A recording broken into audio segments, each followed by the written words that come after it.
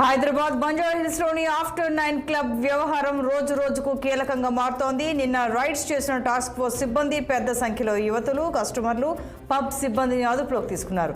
అంతా కలిపి సుమారు 172 మందిని అదుపులోకి తీసుకున్నట్లు పోలీసులు తెలిపారు. వివిధ రాష్ట్రాల నుంచి అందమైన యువతులను తీసుకువచ్చి క్లబ్లో అసభ్యకర నృత్యాలు చేయిస్తున్నారన్నారు. పోలీసుల అదుపులో 32 మంది యువతులు ఉండగా 131 మంది కస్టమర్లు ఉన్నారని తెలిపారు.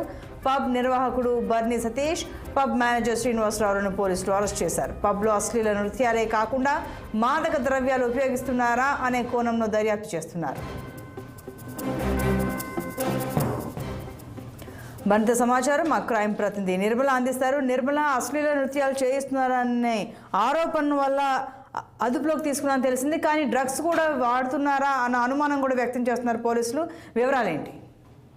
అవును సంతోషి, శనివారం రోజు అర్ధరాత్రి దాడి చేయడం, ఈ హోటల్పై దాడి చేయడం కూడా జరిగింది.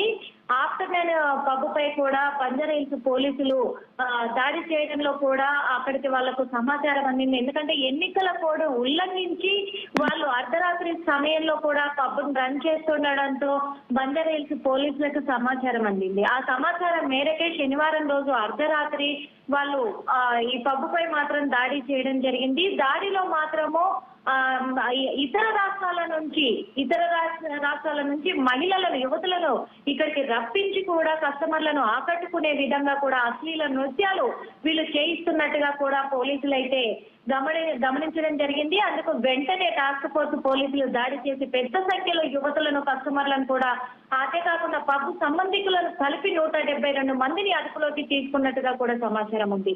Task force commissioner Rashmi Perumal ఆదివారం రోజు ప్రకటనలో కూడా వెల్లడించారు. అదే కాకుండా బంజారాహిల్స్ రోడ్ నెంబర్ 14 లో ఈ పబ్ ఉంది అని కూడా తెలిసిన విషయమే అందరికీ కూడా. ఈ పబ్ లోనే ఈ అశ్లీల నృత్యాలన్నీ కూడా వీళ్ళు జరిపిస్తున్నట్టుగా కూడా సమాచారం ఉంది. పశ్చిమ మండల టాస్క్ ఫోర్స్ పోలీసులు అయితే తెలియజేశారు.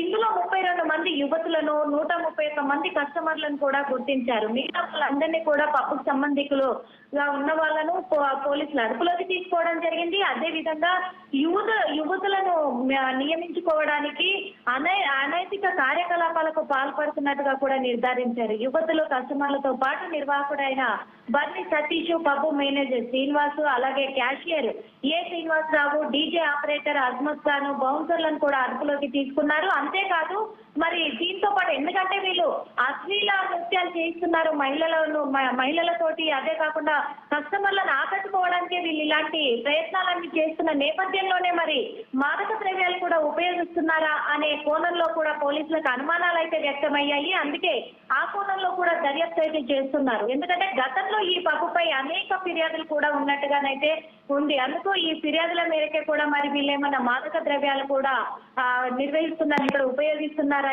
ఏంటి అనే కోణంలో కూడా పోలీసులు అయితే దర్యాప్తు చేస్తున్నారు. సంతోషం. Thank you.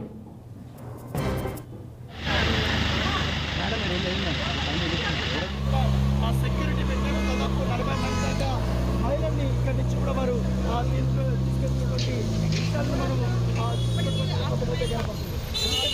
కూడా రాజకీయ పబ్లో ఈ డ్రగ్స్ సంబంధించినటువంటి పార్టీ కూడా జరిగింది. అప్పుడు